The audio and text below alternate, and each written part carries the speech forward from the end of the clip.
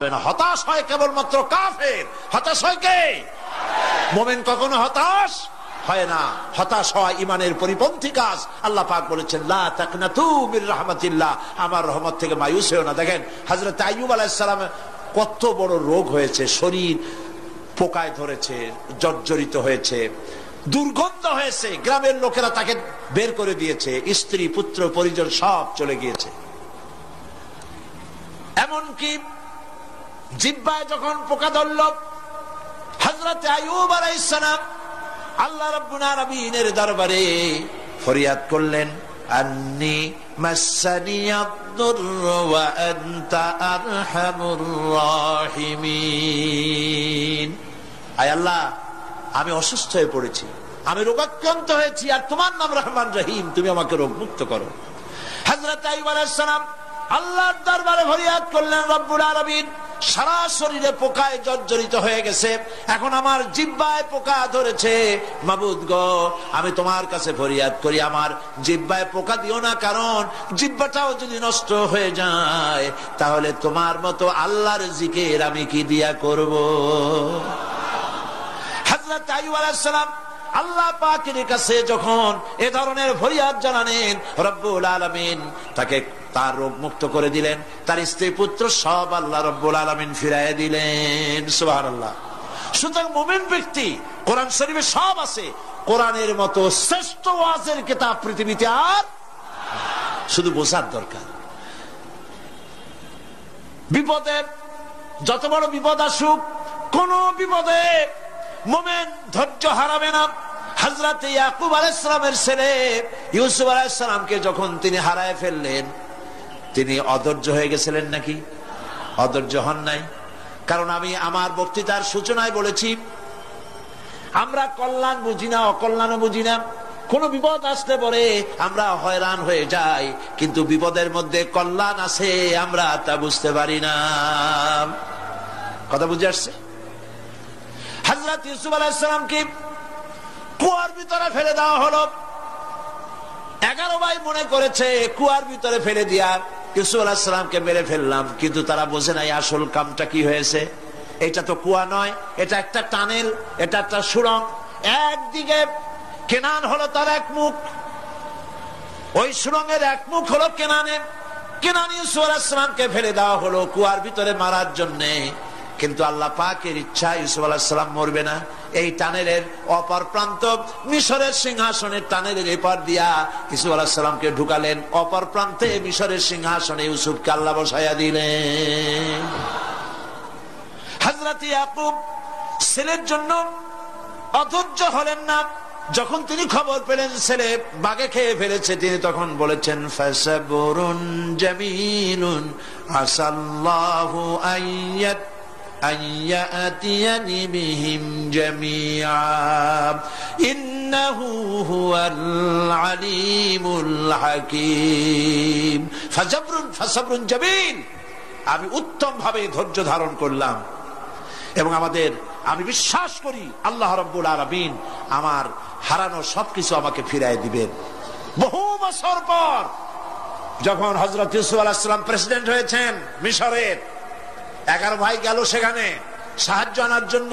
সেই ঘটনা তো শোনাবো না, এমনি বলে যাচ্ছি। এরপরে তিনি তাদেরকে পরিচয় দিলেন, ওরা ভয় পেয়ে গেল। তিনি বললেন, ভয়ের কোনো কারণ নাই, লা তাসরিবা আলাইকুমুল ইয়াউম, আজকে আমি কোনো প্রতিশোধ তোমাদের নেব না। সুবহানাল্লাহ। এর নাম পয়গম্বর, এর নাম কি? আল্লাহর নবী। আমি আজকে কোনো প্রতিশোধ তোমাদের নেব না, তোমরা যাও। পিতার অবস্থা তিনি জানলেন, কাঁদতে কাঁদতে পিতার চোখ দুটো নষ্ট হয়ে গেছে। ইয়াকুব আলাইহিস সালাম, হযরত ইউসুফ আলাইহিস সালাম বললেন, যাও। নিজের জামাটা খুললেন, গায়ের জামা খুলে বললেন, ভাইরা আমার এই জামা নিয়ে যাও, আর আমার আব্বার চোখের উপরে এই জামাটা রেখে দিও।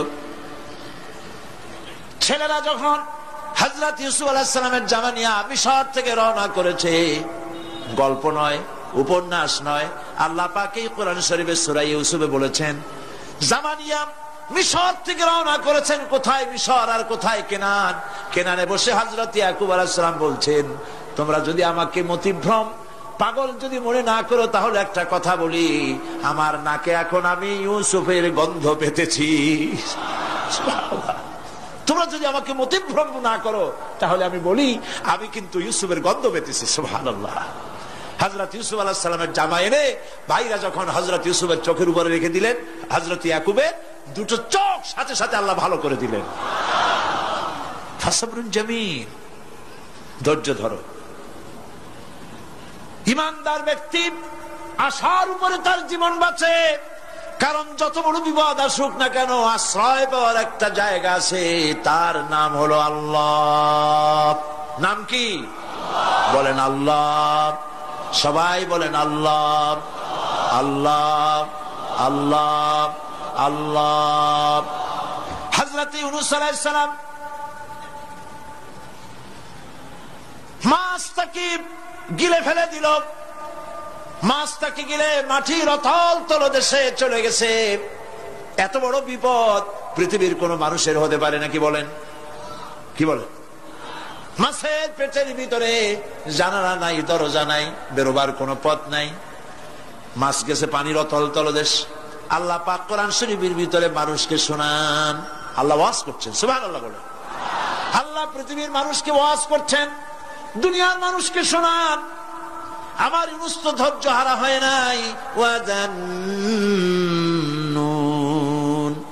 ইয যাহাবা মুগাদিবান ফাযান্না আন লান নাকদিরা আলাইহি ফানাদা ফিয যুলুমাতি আন লা ইলাহা ইল্লা আনতা সুবহানাকা ইন্নী কুনতু মিনাজ জালিমিন। ফানাদা ফিয যুলুমাত, জামায়ে কাসির, ত্রিবিধ অন্ধকারের ভেতর থেকে হযরত ইউনূস আলাইহিস সালাম চিৎকার মারলেন। মাছের পেটের অন্ধকার, পানির অন্ধকার, রাতের অন্ধকার, ত্রিবিধ অন্ধকারের ভেতর দিয়ে মাছের পেটের মধ্য দিয়ে ইউনূস আলাইহিস সালাম চিৎকার মারলেন। অধৈর্য হন নাই, হার্ট ফেল করেন নাই। তিনি বলছেন, পড়েন আমার সাথে, লা ইলাহা ইল্লা আনতা সুবহানাকা ইন্নী কুনতু মিনাজ জালিমিন। তুমি ছাড়া কোনো ইলাহ নাই, কোনো বস্য নাই, মাবুদ নাই। তোমার পবিত্রতা ঘোষণা করছি, আমি জালিমদের অন্তর্ভুক্ত হয়ে গেছি।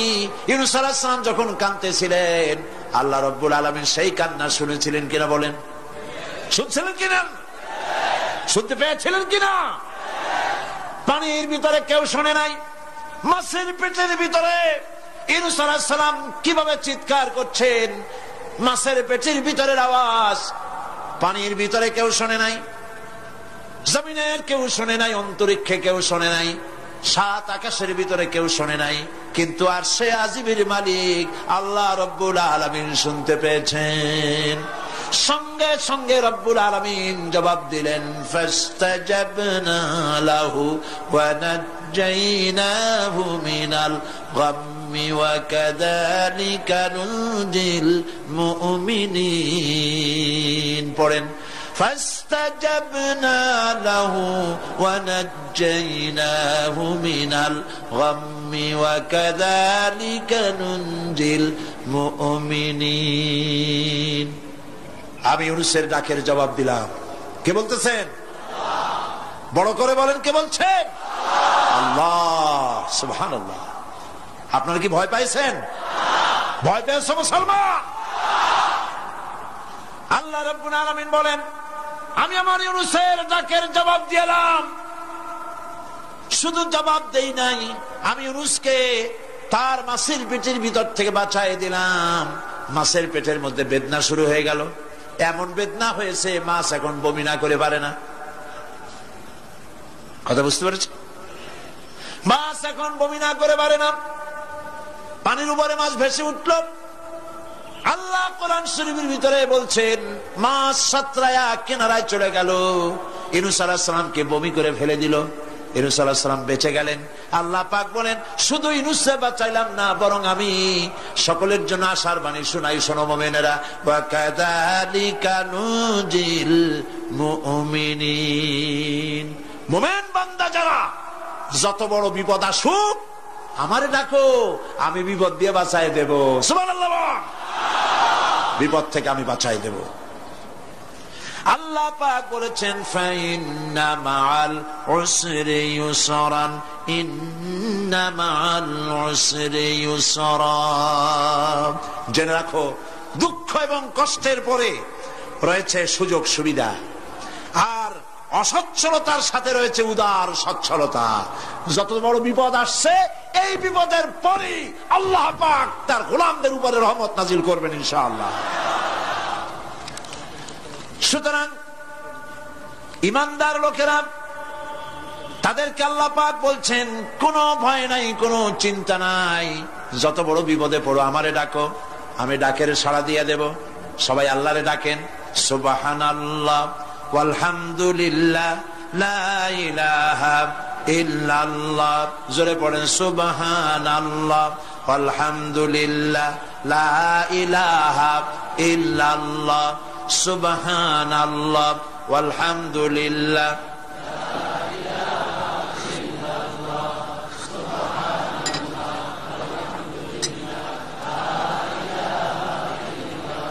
লা ইলাহা ইল্লাল্লাহু মুহাম্মাদুর রাসূলুল্লাহ।